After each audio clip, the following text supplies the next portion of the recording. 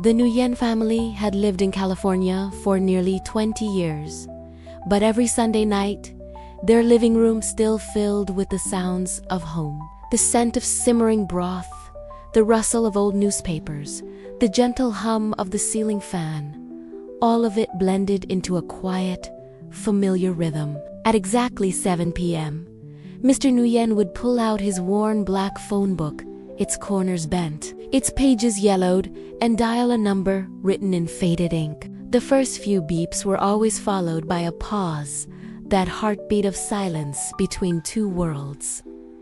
And then, a voice, soft, slightly crackled through the distance. "Hello? Can you hear me?" Even after 20 years, that voice still carried the same warmth. It was his sister, calling from their old family house in Bien. The call would last only 15, maybe 20 minutes. They talked about the weather, the crops, the neighbors. Nothing big, but between every word, there was something unsaid, a kind of comfort in simply hearing each other breathe. In the beginning, those Sunday calls were complicated. The phone connection was bad, the time difference confusing, and international rates expensive. Back then, calling Vietnam wasn't as easy as tapping a screen. It meant long-distance cards bought from a Vietnamese market in Westminster. Bright orange ones, with printed codes so long that Mrs. Nguyen had to write them down in a notebook. The kids, Tommy and Mai, would giggle as their father punched the long sequence of numbers.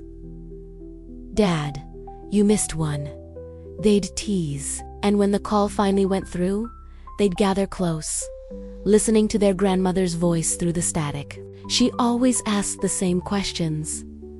"Have you eaten yet? Are you all healthy?" And even when they answered yes, she would ask again, as if love needed confirmation. Those calls were a ritual, small but sacred.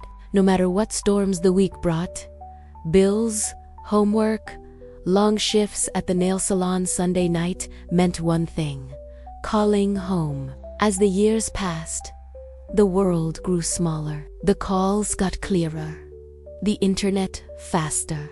The children grew up and moved out. Yet, the ritual remained. Now, it was often just Mrs. Nguyen who made the call, sitting by the kitchen window with a cup of tea, watching the sunset bleed into the ocean haze.